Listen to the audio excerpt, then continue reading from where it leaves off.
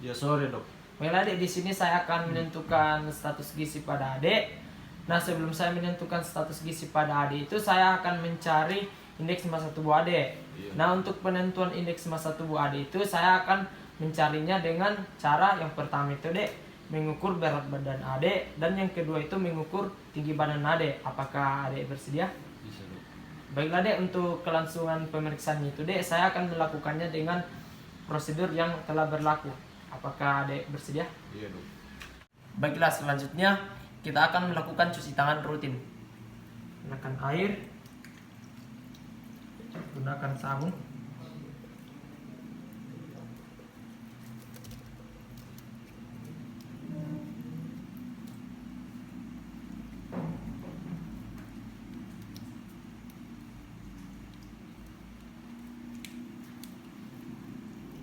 itu bilas kembali. Baiklah, selesai. Baiklah, yang berikut kita akan mengecek pada alat pengukur berat badan. Nah, yang pertama kita lihat pada indikator pengukur berat badan ini harus pada di jendela bacanya harus menunjuk angka 0.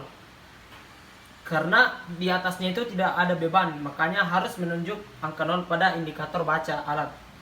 Nah, setelah itu kita akan melakukan kalibrasi alat, yaitu dengan meletakkan beban seberat 5 kg di atas alat seperti ini. Nah, baiklah, jika pada indikator baca alat menunjukkan angka 5, itu berarti alat itu layak untuk digunakan. Nah, jikalaupun sebaliknya, maka alat ini rusak atau tidak layak digunakan. Baiklah, yang berikut itu persiapan alat pengukur tinggi badan. Nah, di sini pada tiang alat pengukur tinggi badan itu harus berdiri tegak lurus terhadap dinding. Nah, yang berikut itu untuk pengukur tinggi badannya itu bisa ditarik turun maupun naik dengan pada indikator bacanya itu angka terlihat dengan jelas. Baiklah, untuk persiapan pasien dalam mengukur berat badan itu, pakaian itu harus seminimalis mungkin pada pasien. Seperti sarung dan jaket itu boleh dilepaskan. Baiklah Dek, boleh jika sarungnya dan jaketnya dilepaskan Dek. Iya dok.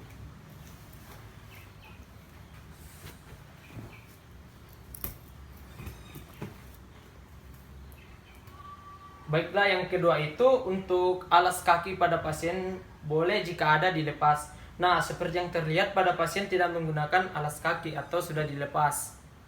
Baiklah, yang ketiga itu untuk alat untuk melepaskan alat-alat yang dapat mempengaruhi pengukuran berat badan, seperti yang pertama itu dompet, ikat pinggang, kunci, dan handphone seluler. Jika ada Dek, boleh dilepas. Baiklah, untuk yang berikut, sebelum melakukan pengukuran berat badan, keadaan pasien harus dalam keadaan perut kosong atau pasien belum mendapatkan konsumsi makanan utama, dan juga pada keadaan kantong kemih pasien harus dalam keadaan kosong. Baiklah, yang berikut untuk persiapan pasien dalam pengukuran tinggi badan. Yang pertama itu pakaian harus seminimalis mungkin agar postur tubuh pasien dapat terlihat dengan jelas, dan kita akan mengeluarkan jaket dan sarungnya. Baiklah Dek, boleh untuk jaket dan sarungnya dilepaskan. Iya dok.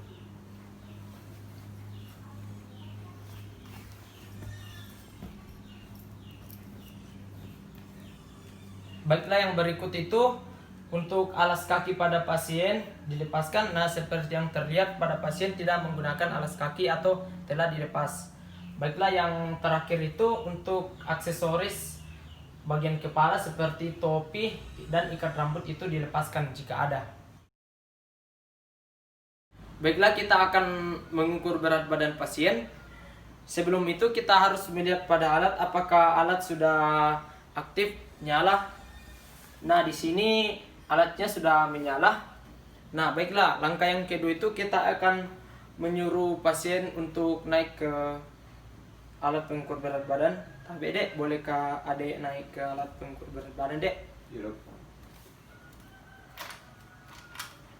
Baiklah, setelah pasien naik ke alat pengukur berat badan, kita akan menentukan posisi pasien. Baiklah, di sini posisi pasien harus dalam keadaan tegak lurus, pandangan ke depan, tidak boleh tunduk, dan dalam keadaan yang rileks dan tenang.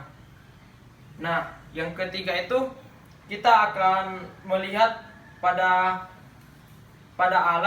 jendela baca alat angka yang ditunjukkan. Nah, setelah itu kita catat angka yang ditunjukkan pada jendela baca alat. Kita catat. Nah, setelah kita mencatat hasil baca pada jendela baca alat, kita boleh menyuruh pasien untuk turun dari alat pengukur berat badan. Baiklah Dek, untuk pengukuran berat badan sudah selesai Dek, Adek boleh turun Dek. Ya.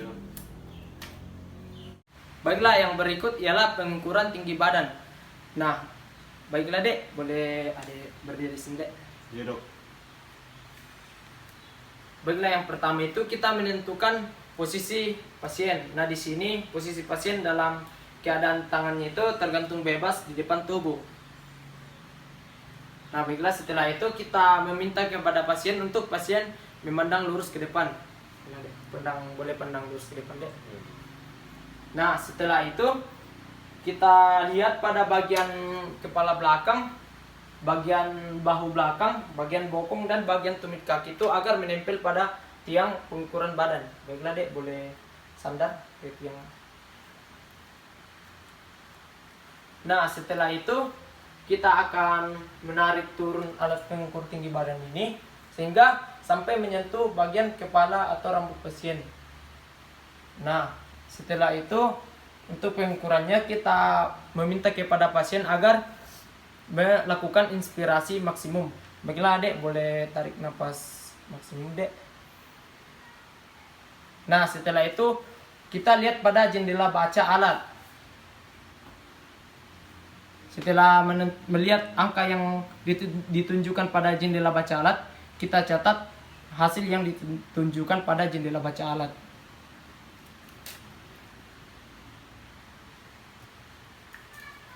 Baiklah, setelah selesai mengukur tinggi badan pasien, kita akan lanjut kepada menentukan status gizi pasien.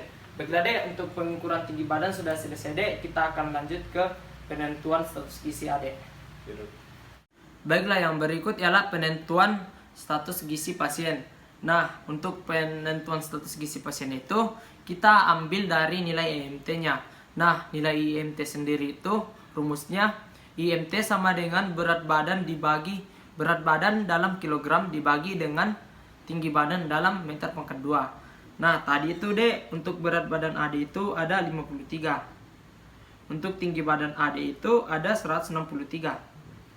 Nah, jika kita mencari hasilnya itu Dek, hasilnya itu ada 19,94.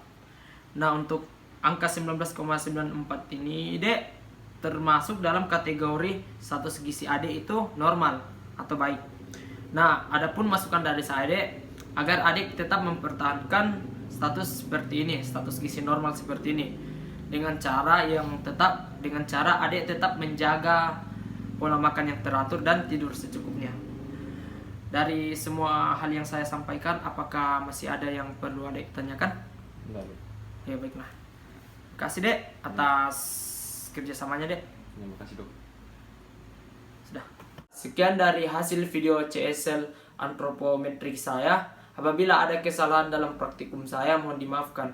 Terima kasih.